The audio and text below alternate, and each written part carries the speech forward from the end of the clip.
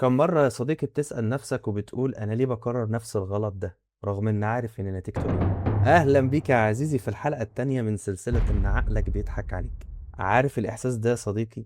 إحساس إنك ماشي في طريق أنت اللي رسمه بنفسك، ورغم إنك عارف آخره إيه، بس إن رجلك بتاخدك غصب عنك لنفس الطريق.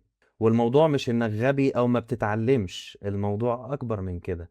الموضوع عامل زي ما تكون ماشي في غابة وقدامك طريقين، طريق جديد بس صعب، ممكن يحتاج مجهود عشان تمشي فيه، وطريق تاني قديم انت مشيته 1000 مرة قبل كده، بس انت عارف ان في اخره هتلاقي واحد ايه واقف ابرز دي؟ لك. بقول لك ابرز الفلوس اللي في جيوبك يا سيد امك.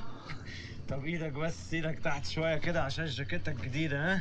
ليه ممكن واحد يعمل زي احمد حلمي في الفيلم ده؟ اوقات يا صديقي عقلك للاسف بيكسل يختار الطريق السهل اللي متعود عليه، وده اللي اسمه الاعتياد. عقلك بيبني مسار عصبي قوي جدا للفعل ده، وبيبقى بيعمله بشكل تلقائي عشان يوفر طاقته. ومش بس كده، كل مرة بيعمل الغلط ده في جزء صغير من الثانية، عقلك بيفرز دوبامين، مكافأة سريعة، لذة مؤقتة بس بتنسيك الألم اللي جاي بعدها. سواء كان المشكلة اللي انت نفسك تغيرها ده كان أكل صحي، علاقة سامة بترجع لها كل شوية، سكرول ملهوش لازمة على السوشيال ميديا، أو أي عادة ممكن تدمرك، اللحظة دي من اللذة الوهمية هي اللي بتخلق الإدمان السلوكي.